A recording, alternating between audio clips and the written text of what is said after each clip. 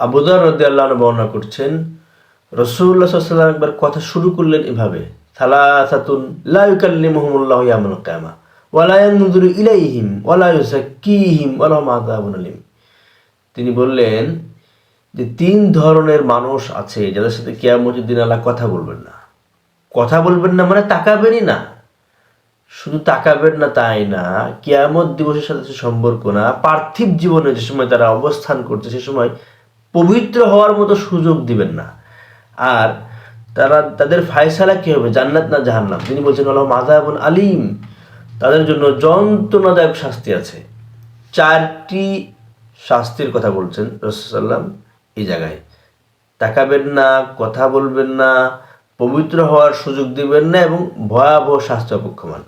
তিনবার বললেন। আবু যর রাদিয়াল্লাহু আনহু বলছেন, খাবু ওয়া খাসিরু মান হুম ইয়া রাসূলুল্লাহ, তারা ধ্বংস হয়ে যাবে, তারা ক্ষতিগ্রস্ত হয়ে যাবে। যাতে করে আপনি এইভাবে বর্ণনা করছেন, তারা কারা? তিনি বললেন আল মুসবিল। প্রথমে বললেন যে সমস্ত পুরুষেরা স্বেচ্ছায় টাকনুর নিচে কাপড় পরে। তিনি বললেন না স্বেচ্ছায় মেয়েদের মতো চুল রাখে, স্বেচ্ছায় মেয়েদের মতো বালা পরে, স্বেচ্ছায় মেয়েদের মতো কান ফোড়ায়, এরকম বললেননি। বরং স্বেচ্ছায় টাকনুর নিচে কাপড় যারা পরে। আমাদের ছেলেরা আজকে তো অনেক অ্যাডভান্স, নারী সাজতে চায়। এরপরে তিনি বললেন ওয়াল মান্নান, যারা কোনো জিনিস দিয়ে খোঁটা দেয়, কোনো জিনিস কাউকে দেওয়ার পরে সে যখন খোঁটা সে ব্যবহার করে, যে তোকে এটা করে দিয়েছিলাম, মোটা দিয়েছিলাম, আমার বদলে তোর এই জিনিস হয়েছিল, ইত্যাদি কথা যখন মানুষ বলে।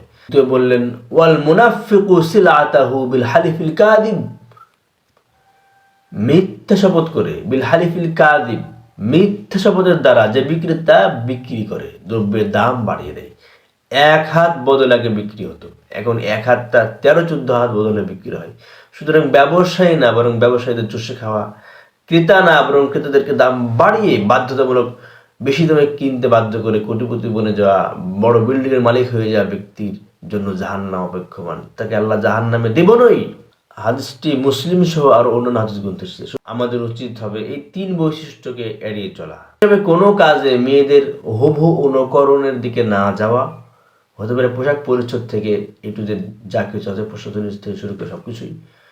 মানুষকে কোনো জিনিস দিয়ে খোঁটা না দেওয়া এবং দ্রব্যমূল্যের দাম বাড়াতে সহায়তা না করা। হতে পারে সেটা খাওয়ার জিনিস, হতে পারে ব্যবহারের জিনিস, হতে পারে জমি, হতে পারে অন্য কোনো কিছু। মহান রব্বুল কারীম আমাদেরকে সতর্ক হতে দান করেন। আল্লাহুম্মা আমিন।